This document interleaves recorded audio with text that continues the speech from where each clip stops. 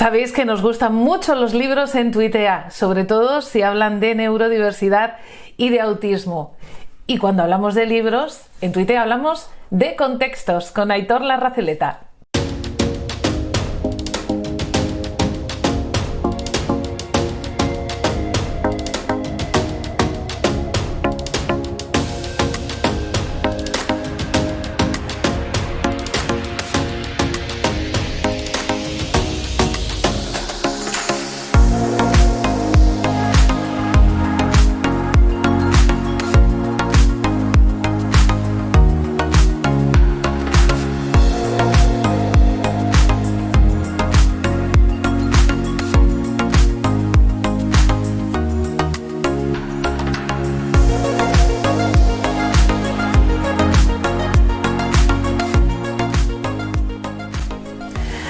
Aitor Larraceleta, ¿qué tal? Muy buenas, bienvenido otra vez a Tuitea.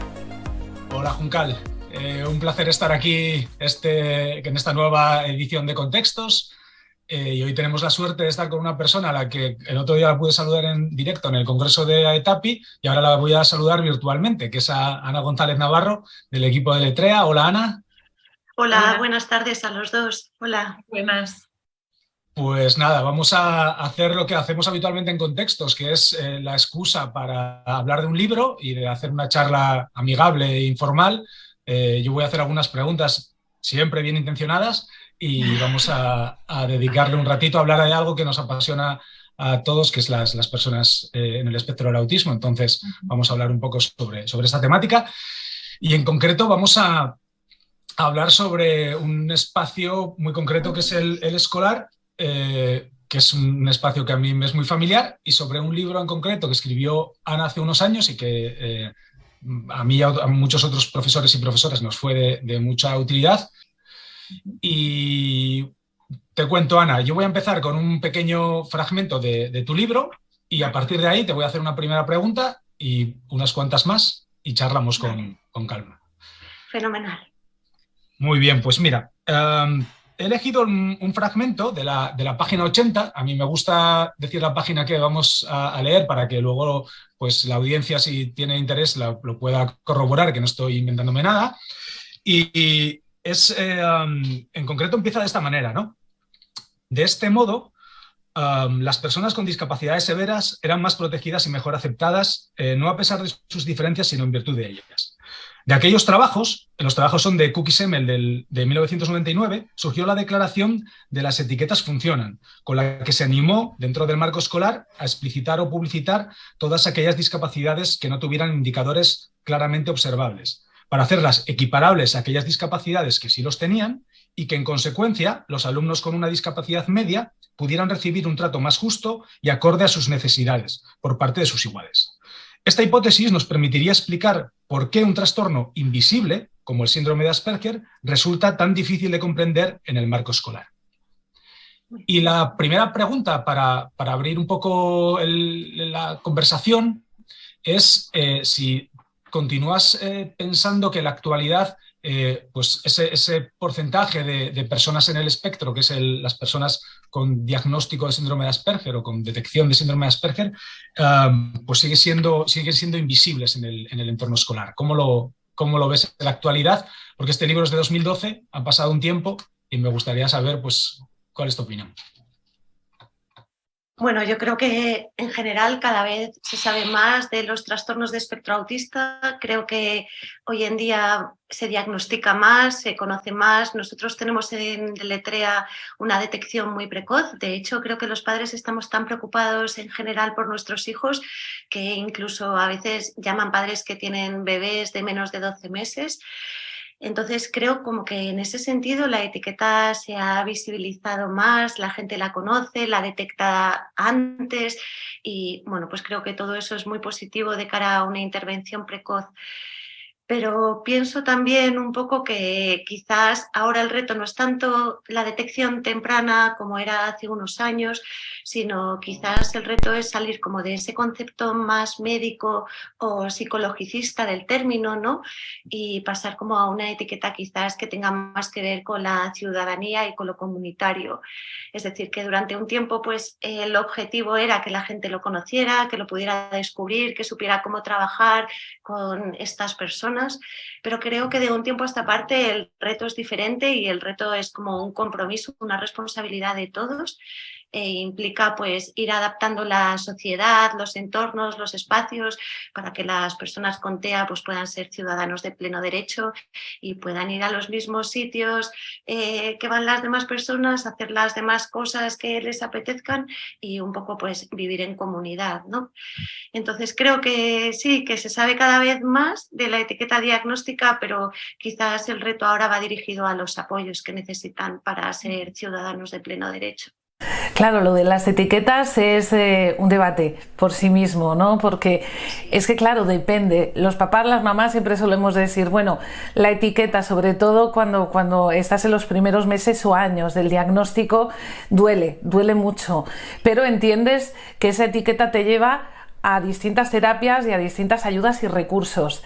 Pero, por ejemplo, hace unos días había una persona, un chico con Asperger o TEA de grado 1 que me decía, yo tengo TEA y estoy orgulloso de tener TEA, pero ¿me recomiendas que a la hora de ir a buscar un trabajo diga que soy TEA? Y yo digo, pregunta con una respuesta complicada. Sí, o sea, yo creo que es verdad que las etiquetas ayudan a orientar los recursos que las personas necesitan, ayudan un poco como a entender qué es lo que le pasa y qué cosas va a necesitar, pero es verdad que creo que la etiqueta del autismo, como de cualquier otra discapacidad, sigue generando mucha incertidumbre, ¿no? En ese sentido, pues lo que decías de los padres, yo creo que todos los padres tenemos incertidumbre en relación a nuestros hijos.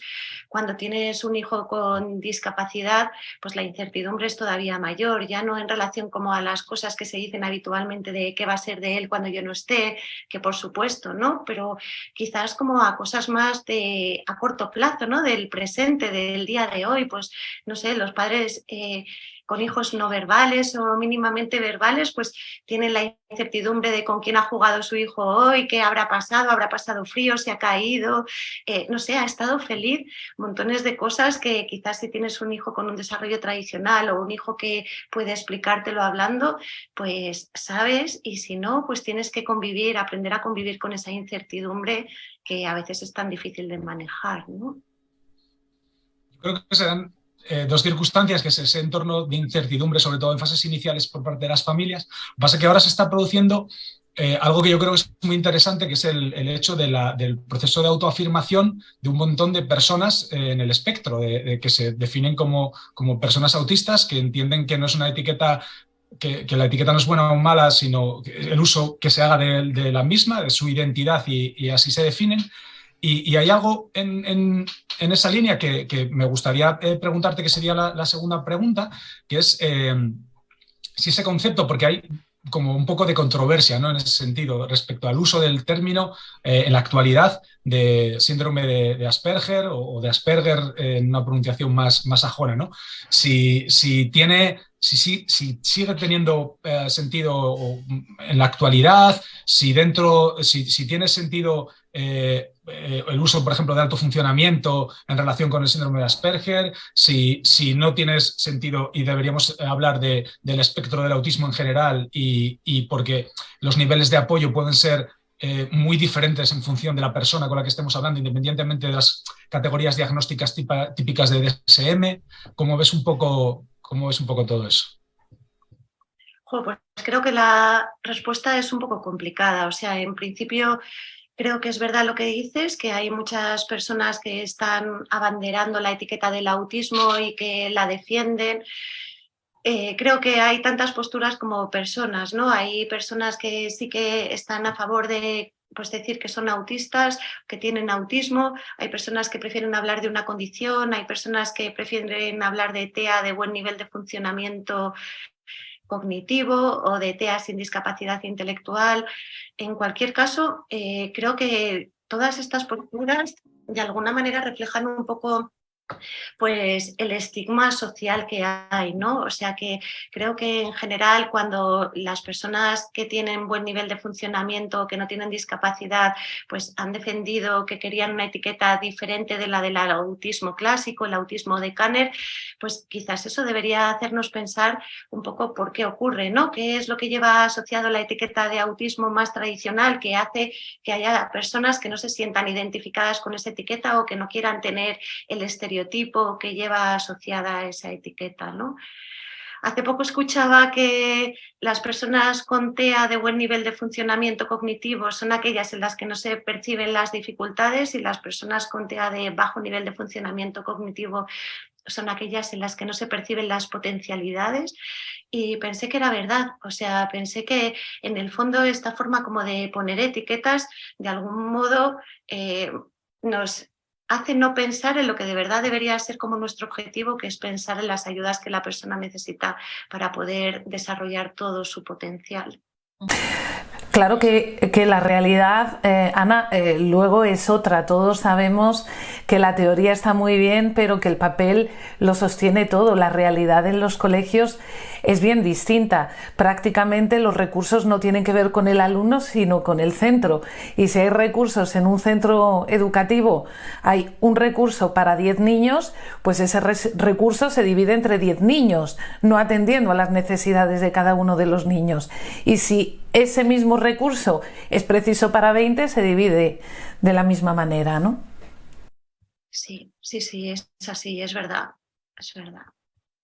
O sea, eso es como una pena, ¿no? Porque en realidad es verdad que como esté un niño o una niña de integrado, pues muchas veces va a depender de la cantidad de profesionales que tiene su centro, de la experiencia que tienen en TEA, de, no sé, la voluntad que tengan de hacer las cosas bien. Es que influyen tantas variables que son externas a la propia persona, ¿no? Que un poco como que esa persona es muy vulnerable al entorno, ¿no? Completamente vulnerable al entorno. Muy bien, pues vamos con la tercera de las preguntas que tengo preparada, que está en relación también con el entorno escolar y con las habilidades comunicativo-lingüísticas, sobre todo de los chicos y chicas que en el espectro que tienen mejores habilidades. En este campo a mí me da la sensación de que se olvida en muchas ocasiones el trabajo en relación con las habilidades sociales, ¿no? Es decir, en todo lo que tiene que ver con el código lingüístico y con los entornos de trabajo comunicativos. En los centros escolares sí que está claro o tienen claro que hay que trabajarlo y a veces, bueno, pues hay dudas, ¿no? Pero sí que eso está ahí, pero en todo lo que tiene que ver la comunicación con determinadas habilidades sociales, con entender el contexto social, con trabajo en cognición social, etcétera, pues es más complejo. O sea, o a mí me parece que está como más olvidado. No sé cuál es tu opinión, Ana. Sí, o sea, comparto ese punto de vista. Creo que las habilidades sociales son muy importantes. Creo que el marco escolar tiene como un currículum encubierto que no es el oficial, que tiene que ver como con lo social, ¿no? Cualquier norma como no usar el baño de los profesores, no corregir las faltas de ortografía del profesor, no sé, no hacer comentarios groseros o maleducados, etcétera, etcétera, pues forman parte como de ese currículum extraoficial que diríamos, ¿no? Que las personas con TEA deberían poder manejar para tener como un ajuste social mejor, ¿no? Con sus compañeros, con sus profesores, etcétera. Y creo que el trabajo en esas habilidades sociales pues muchas veces está más olvidado que otros porque, como bien dices, ¿no? Pues hay situaciones como el patio que quizás tienen menos apoyo que otros entornos porque son muchos alumnos en una situación en la que hay pocos profesores, etcétera, etcétera.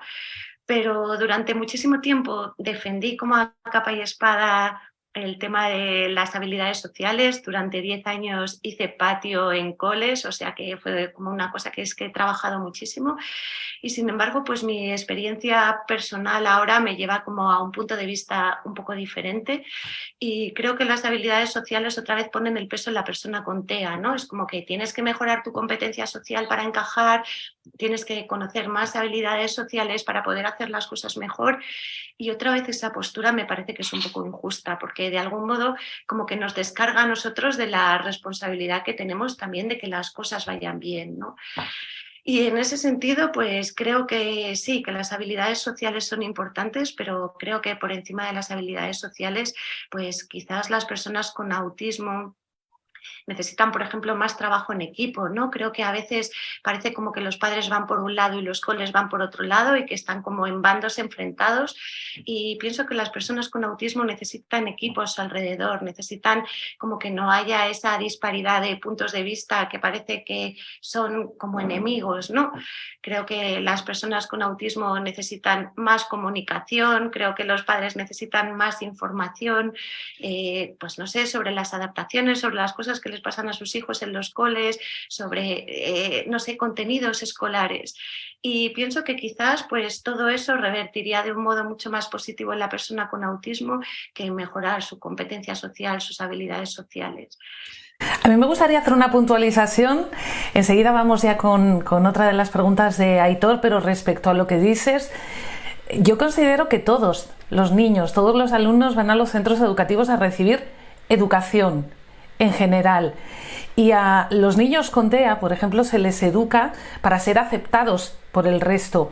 Pero también creo que debe formar parte de la educación del resto la atención a la diversidad, porque eso va a lograr que construyamos un mundo más justo para todos. También estamos robando la posibilidad al resto de educarse y comprender la diversidad que luego se van a encontrar en el mundo. Sí, sí, absolutamente. Yo a veces tengo, sobre esa cuestión en concreto, tengo la sensación de que hay veces en que hay rupturas como de equipo, que bien hablaba Ana, entre las escuelas y el profesorado, ¿no? El profesorado, perdón, y las familias. Y es cierto que, bueno, en cualquier tipo de organización, lógicamente, pues hay profesionales más entusiastas, menos entusiastas, más cercanos, menos cercanos, pero también yo creo que las supraorganizaciones marcan mucho esas interrelaciones. Me refiero a que yo creo que las administraciones educativas todavía no han entendido la realidad que supone el hecho de la escolarización de los niños y las niñas en el espectro a nivel formativo, a nivel de diseños. Yo siempre digo, se están construyendo centros educativos en la actualidad que, por ejemplo, no están teniendo en cuenta la accesibilidad cognitiva y sensorial. Si eso estuviera resuelto ya desde el diseño, las familias y el profesorado, yo estoy convencido que muchos de los conflictos que tienen entre sí, conflictos entre comillas, a veces son conflictos reales, pero aunque sean choques, son precisamente por esa falta de generación de contextos amigables, ¿no? para los niños y las niñas en el espectro. Y a veces me da mucha pena eso, que hay veces que hay como confrontaciones que yo creo que no están ni en manos de las familias ni en manos del profesorado, que eso es en manos de que las administraciones educativas, las administraciones en general, yo creo, y las educativas en particular, todavía no se han dado cuenta del reto en positivo, además, que supone el hecho de que haya muchas más personas en el espectro, en las sociedades y en las escuelas. Es algo que sucede en todas. Pero bueno, es algo que nos llevaría mucho más tiempo y yo tengo muchas más preguntas que hacer. Bueno, muchas más, unas pocas. Vamos a ello. Vamos con la siguiente, y es con algo además que yo sé que esto al profesorado le va a interesar mucho, porque es algo que siempre sale, que es el tema de la traslación del dictamen de escolarización en las escuelas, pero de ese diagnóstico, detección de los niños y niñas en el espectro, o de los jóvenes y las jóvenes en el espectro. ¿Qué opinas? O sea, tú tienes una opinión, digamos, clara sobre cómo hacerlo, sobre qué consejo le podrías dar a los claustros, a las escuelas que ahora o que dentro de unos días nos vayan a escuchar? O sea, yo creo que comunicar el diagnóstico es positivo por el fragmento que leías tú antes, ¿no? Porque de algún modo ayuda a visibilizar quizás una etiqueta que de otro modo sería menos visible, porque es evidente que las personas con autismo tienen particularidades que se ven, aunque no sepamos bien cómo interpretar. Y en ese sentido, pues creo que cuando se comunica el diagnóstico, la gente entiende mejor pues algunas de las particularidades, comportamientos atípicos, intereses singulares que pueden tener las personas con autismo. En ese sentido, pues creo que es una ganancia. Lo que pasa es que es verdad que no todas las personas con autismo están a favor de desvelar su etiqueta diagnóstica, tampoco todas las familias son partidarias de hacerlo, ¿no? Hay gente que prefiere pues mantenerlo oculto o está madurando su propia etiqueta y todavía no está en una disposición de poder comunicárselo a los demás, ¿no? En ese sentido, pues yo creo que hay que tener cuidado con eso y cuando la persona o la familia no esté todavía preparada para comunicarlo, pues hay que respetarlo y esperar sus tiempos, ¿no? Respetar y esperar. Creo que en otras ocasiones lo que ocurre con algunas personas con TEA, yo he tenido algunos adultos así, lo que hacen es emplear como estrategias de camuflaje, ¿no? Que es como que se sitúan en lo que se llama técnicamente como una posición subclínica, que eso lo que quiere decir es que haces todo lo posible porque no se te note, entonces pues como que controlas mucho las estereotipias, controlas mucho lo que dices en voz alta, intentas copiar los comportamientos que hacen otras personas. En general, lo que se ha visto a través de la investigación es que todo esto es bastante negativo para la persona con TEA porque de algún modo supone un autocontrol que les deja extenuados, es demasiada la carga que eso requiere, ¿no? Pues, de darse cuenta de cómo tienes que comportarte, de no poder ser tú mismo, de estar todo el tiempo como con la sensación de que estás representando un papel. Y lo que se ha visto es que en el medio largo plazo pues eso también genera enfermedad mental porque de algún modo provoca pues ansiedad, depresión, la sensación de que nadie te conoce o que nadie te acepta tal y como eres, ¿no? Yo tengo algunas personas de muy buen nivel de funcionamiento son súper conscientes de esto. De hecho, pienso en una que decía, sé darle a cada persona exactamente lo que necesita y soy con cada persona tal y como ella quiere que yo sea, ¿no? Es una persona como muy brillante y efectivamente es así, es como líder. Entonces, lo que muchas veces esto también provoca es dificultad para aceptar la propia etiqueta, porque esta persona no acepta que tenga un trastorno de espectro autista. No se siente nada identificada con la etiqueta porque arrasa a nivel social, es como súper envolvente y pues claro, lo que dice como la etiqueta así de un modo como más tradicional es que debería tener dificultades sociales, que es que no tiene, pero claro, la dificultad ahí es no tener una persona dentro, ¿no? O sea, no poder ser tú quien eres, no poder expresarte como te gustaría, decir cuáles son tus gustos de verdad o tus aficiones o qué quieres llegar a ser, ¿no? No tener como esa persona dentro que puedas exteriorizar. Entonces, eso es difícil. Pues vamos con la penúltima de las preguntas, Vale. que es algo que yo creo que preocupa a todas las personas, a las propias personas en el espectro, porque lo tienen que vivir, y a las familias y al profesorado, y a la sociedad nos debería preocupar en general, que es el tema del acoso, ¿no? de las situaciones de acoso que viven los chicos y las chicas en el espectro. ¿Qué podemos aportar los y las profesionales en ese sentido? ¿Qué te parece que nos falta o que tenemos que mejorar? Y también, ¿qué crees que estamos haciendo bien en los centros escolares y en la sociedad en general? Bueno, yo creo que lo que estamos haciendo bien es que al menos en mi experiencia de intervención clínica cada vez es algo que ocurre menos, ¿no? O sea, antes la mayoría de mis chicos en alguna ocasión habían tenido como alguna situación abusiva por parte de sus iguales y desde hace unos años realmente no ocurre, ¿no? Lo que pasa es que las particularidades del trastorno de espectro autista de algún modo como que posibilitan o favorecen que estas cosas ocurran, ¿no?